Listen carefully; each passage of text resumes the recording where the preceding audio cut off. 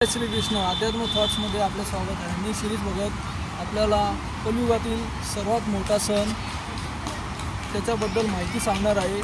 आज कलियुगातील सर्वात मोठा आदर्श सण, मर्यादा सण म्हणून ओळखला जाणारा प्रभू श्रीराम जन्मोत्सव. प्रभू श्रीरामांनी जगासमोर आणि आपल्या भारत देशासमोर जो मर्यादेचा आदर्श मानला आहे, त्या आदर्शाची आपल्या सर्व मानवजातीला खूप गरज आहे. मातेप्रती आज्ञाधारक पुत्र, पित्याप्रती आज्ञाधारक पुत्र, बंधुत्वाप्रती बंधुत्वाची भावना आणि पत्नीप्रती व संतांप्रती योग्य असे पती व पालक, आणि सर्वात महत्त्वाचे म्हणजे आपल्या भक्तांप्रती त्यांच्या भक्तीत एकाग्र होऊन त्यांना आशीर्वाद दिला.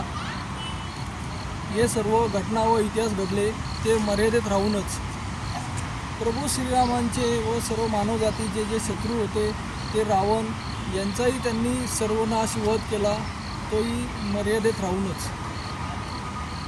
मर्यादा आपल्याला जीवनामध्ये वर्तन करण्याचे शिकविते.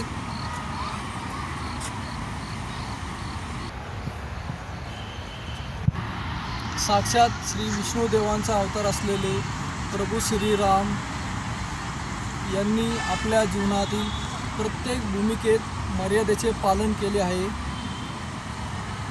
याकरिता आपणही त्यांचा आदर्श पुन्हा उठवण करून देण्यासाठी आपण श्रीराम जन्मोत्सव साजरा करतो.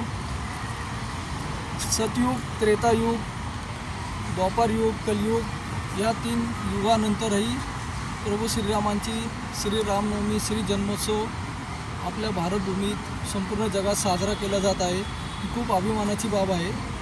सर्वांनी प्रभू श्रीरामांची उपासना, आराधना केली पाहिजे. जय श्रीकृष्ण, जय श्रीराम.